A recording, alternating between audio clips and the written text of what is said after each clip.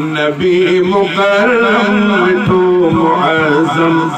रसूल अकरम हबीब साईं इमाम अनवर सखा जो सरवर इमाम अनवर सखा जो सरवर थियो असांखे नसीब साईं नबी मुकर्रम मिठो मुअज़्ज़म रसूल अकरम हबीब साईं जिते न पहुता खलील मूसा ऐं शीस आदम ऐं नूह ईसा जिते न पहुता खलील मूसा ऐं शीस आदम ऐं नूह ईसा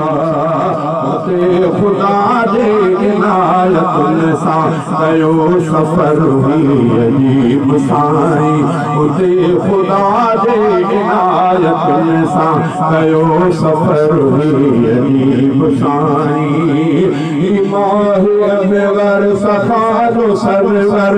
थियो असांखे नसीब साईं नबी मुकर्रम मिठो मुअज़्ज़म रसूल अकरम हबीब साईं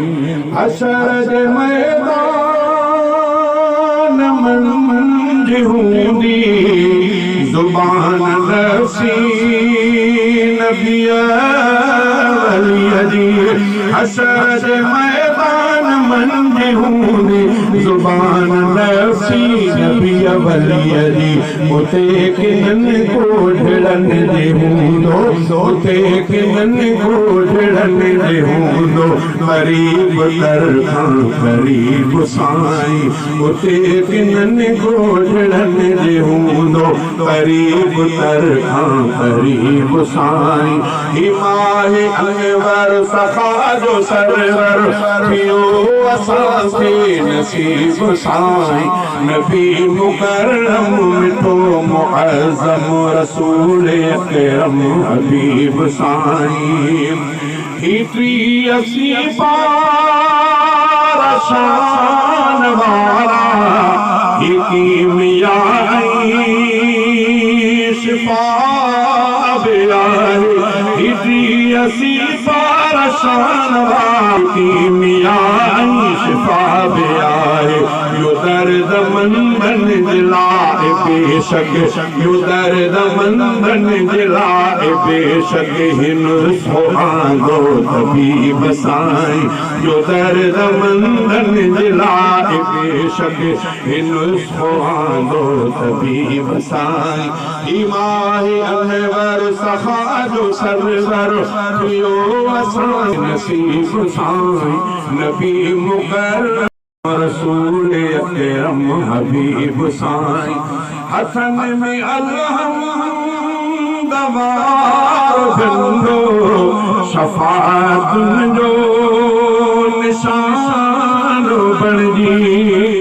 हसन में अलहम दवार झंडो शफाअत जो निशान बणजी मक़ाम महमूद वट वञी ऐं मक़ाम महमूद वट वञी ऐं खिताब कंदो ख़तीब साईं मक़ाम महमूद वट वञी ऐं खिताब कंदो ख़तीब साईं समर न साथी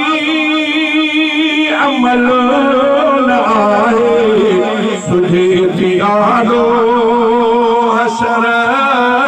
जी सख़्ती समर न साथी अमल न आहे तुझे थी आदो हशर जी सख़्ती आझोल खानी ऐं आहे बिल्कुलु आझोल खानी ऐं आहे बिल्कुलु बिरोह जो हर गरीब साईं आझोल खानी ऐं आहे बिल्कुलु बिरोह जो हर गरीब साईं इमाम अनवर सखा जो सरवर थियो असांखे नसीब साईं नबी मुकर्रम मिठो मुअज़्ज़म रसूल अकरम हबीब साईं।